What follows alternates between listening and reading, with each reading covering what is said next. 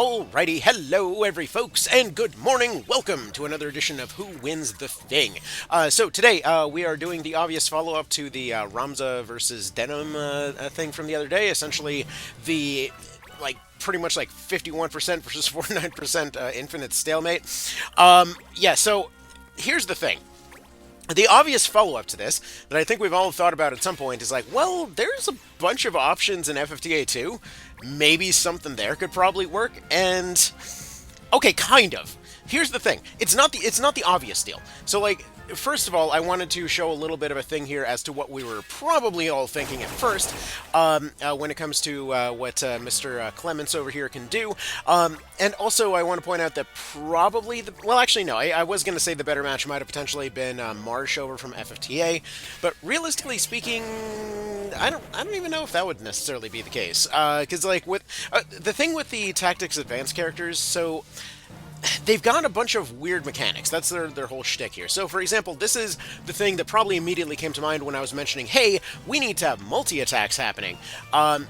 So, like, check this shit out if you've never played FFTA 2. Welcome to the fun that is Magic Frenzy. So I'm going to have him hit himself so, we can kind of talk about how much damage he does compared with everybody else.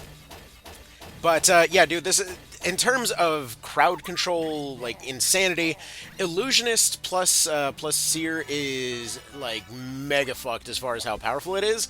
Essentially just going and sweeping entire areas or what have you. Also, it is against the law to use MP for the first round of this particular tournament, if you're wondering what the violation's about. Anyway, so the point is, as far as doing crazy amounts of numbers all over the place, there's that. It's also probably worth mentioning he's more than doubled their level. He's still having a bit of a hard time landing one-shots with the best equipment in the game. So as far as overall power goes, they got a little bit more balanced after FFT, so, there's kind of that as a bit of a consideration. But additionally, a few things that they did add, so like in terms of Final Fantasy Tactics Advance, they had the sort of customizable law system, where it was an annoyance at first and just sort of became your weapon over time, where you could just outright ban abilities that were being a bit of a pain in your butt. Whereas by the time we get to FFTA 2, the laws have just sort of started to become a bit more democratized.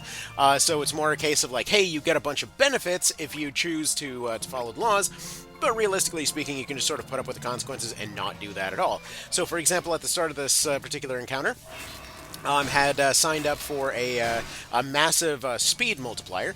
Also, whoops, accidentally selected the wrong move there. But here's the thing.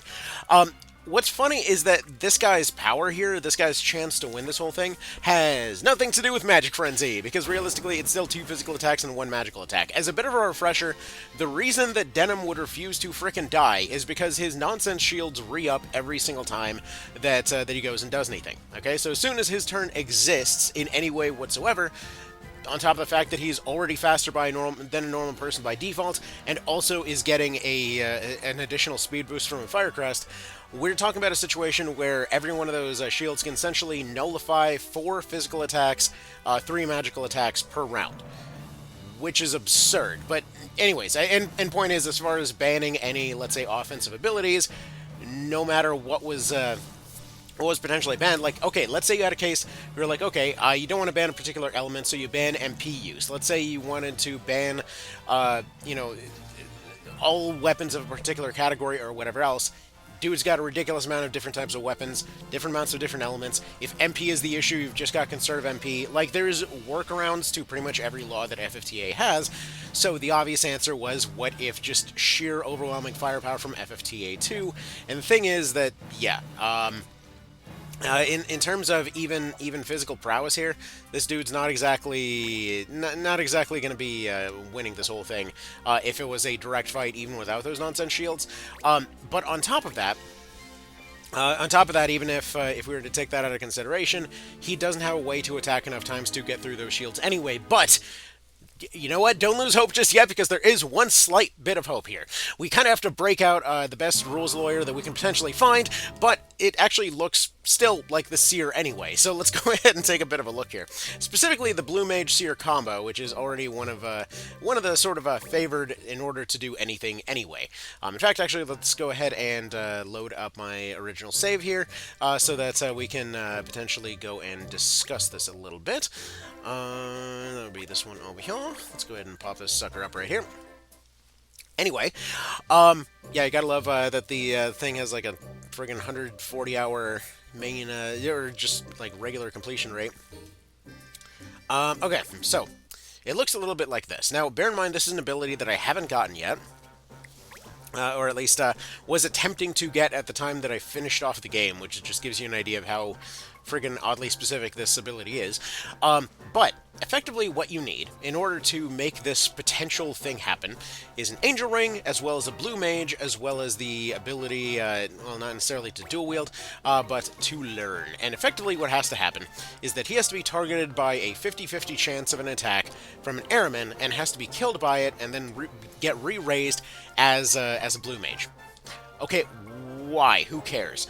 So, essentially, the reason that he would want to go and do this is for the purpose of getting getting a hold of Roulette, which effectively means that he would be able to have a 50-50 shot of casting Instant Death. But we've already determined that when it comes to Instant Death, that's just not a thing that, like, it can't get through. Whether it's physical or magical, it's still multiple attacks behind in order to even be delivered past the nonsense shields. Hear me out. This is where we need the rules lawyer for.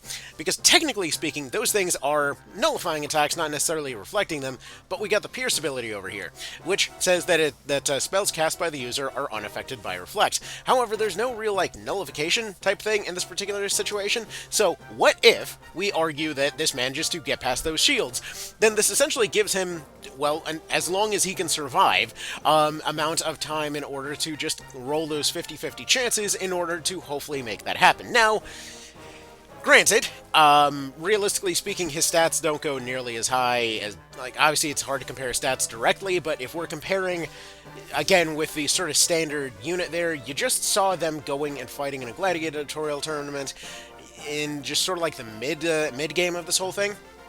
They still were able to hurt him. He was still not necessarily always able to one-shot them, and that was using 3 attacks in a row. So, as far as, like, direct power goes, that was never going to be a thing. As far as his defense goes, though, I had him specifically hit himself to give us a little bit of a frame of reference, because I would say he's roughly to the tune of something like 60% more durable than the average soldier there, which is nowhere near the, like, 5 to 20 times as much as we got over on Denim there. So as far as durability goes, he's got like a turn or two, okay? He's got a turn or two to basically hopefully land a coin flip, and this is assuming that Pierce works. So, alright, that's the thing here. He's basically just using nonsense for that. Just one blue magic ability, one seer skill over here. And by the way, if you're thinking, oh, that meant that MP shield, surely that would keep him protected. They changed the MP shield mechanics in this one to where they do actually have overflow damage. So if, for example, he has, 250 and he takes 251, he is still taking 1 damage.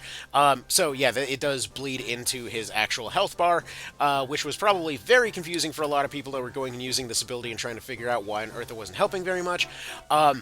Just to give you an idea, the MP in this one works like it does in Tactics Ogre, where instead of starting off full, it ticks up. And it's also one of the most valuable resources in FFTA 2.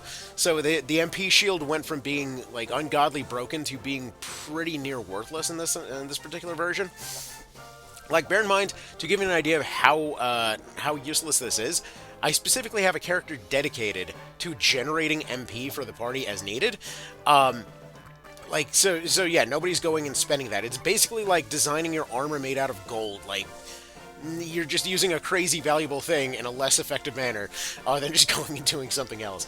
This one was more about evasion and just sort of parrying away attacks and what have you. So either way, that was just sort of interesting and what have you. Now, if he had any ability to, let's say, do something else in that particular regard, as far as maybe casting blue magic first or something, not so much. You've got something like Replenish MP that could potentially be used on somebody to maybe make up for some of those MP weirdnesses, but it's whatever. avoiding... would avoiding basic attacks even help here? Probably not. Realistically speaking, his options are quite a bit limited.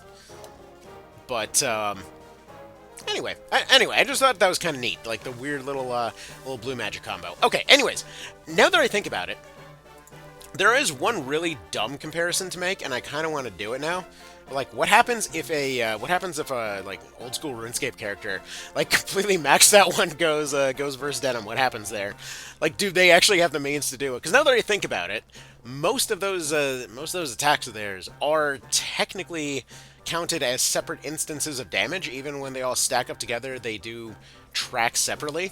So something like, for example, a D-Claw spec could actually break through the nonsense shields immediately, but they also, like, if there's damage downscaling, that's one of those big weaknesses of that system.